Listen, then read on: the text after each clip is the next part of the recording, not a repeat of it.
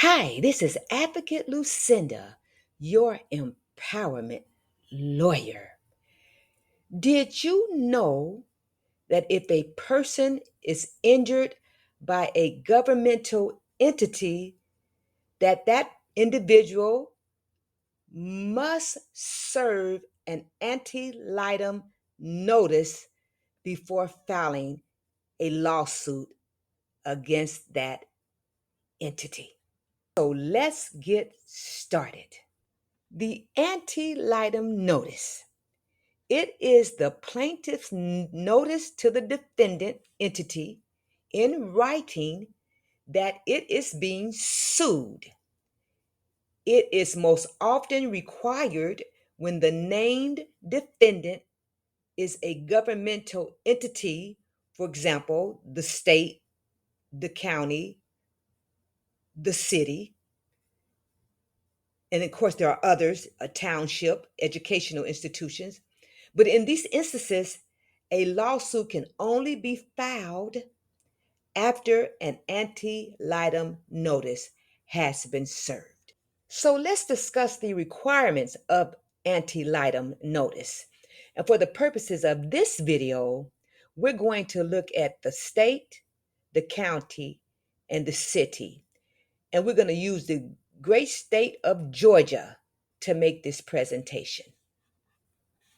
And we're going to look at three things in the anti-litem notice: the time to give notice, by what time it must be filed, what are the elements in the notice. We're going to briefly discuss sovereign immunity. To invoke the waiver of sovereign immunity, and we'll discuss sovereign immunity separately, in a claim against the state, and before a claim may be filed against the state, anti-litem notice must be given in strict compliance with statutory requirements codified at OCGA, and that's the official code of Georgia, annotated, section 502126. The statute requires that the anti-litem notice shall be given in writing within 12 months of the date the loss was discovered or should have been discovered. OCGA 5021-26, subsection A1. And the written anti-litem notice must contain the following information: the name of the state government entity, the acts or omissions of which are asserted as the basis of the claim, the time of the transaction or occurrence out of which the loss arose, the place of the transaction or occurrence, the nature of the loss suffered, the amount of the loss claimed, and the acts or omissions which caused the loss. And in the description page of this video, I will post a link that includes a state anti-litem notice so that you can see what it looks like, and it can help you to structure your anti-litem notice. But of course, you want to tailor it to your own circumstances. So, under the doctrine of state sovereign immunity, a state cannot be sued in federal and state court without its consent. It is a personal privilege that a state may waive at its pleasure, either one, by state statute, two, state constitution, or three, by acceptance of federal funds through a federal program.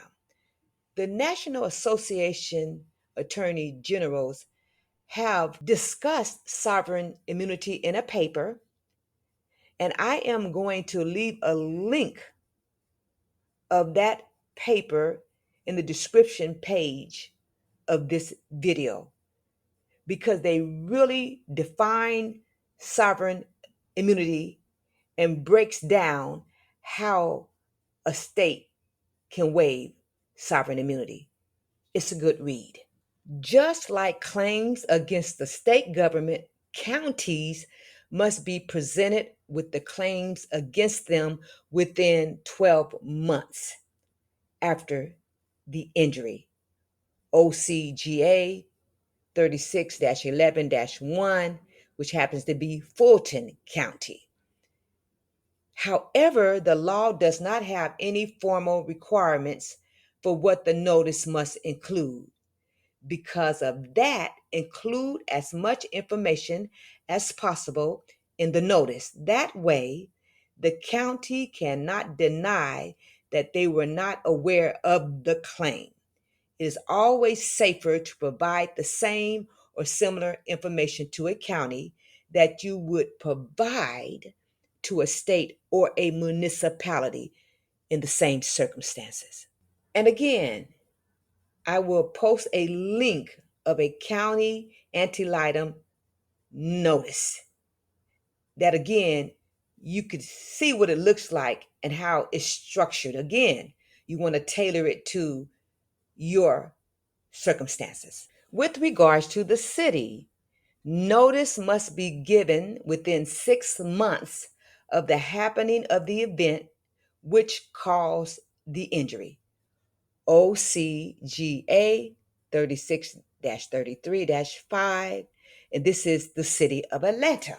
This written anti litem notice must contain the following information: the time, place, and extent of the injury, state the negligence which caused the injury, state the specific amount of monetary damages sought from the municipal corporation for the injury. Notice must be mailed via certified mail or statutory overnight deliverance to the mayor or the chairperson of the city council or the city commission, as the case may be, by delivering the claim to such official personally or by certified mail or statutory overnight deliverance. In other words, make sure you comply with the statutory requirements to the T. All right. I am always glad to bring this information to you. And until next time, I am Advocate Lucinda. Be empowered.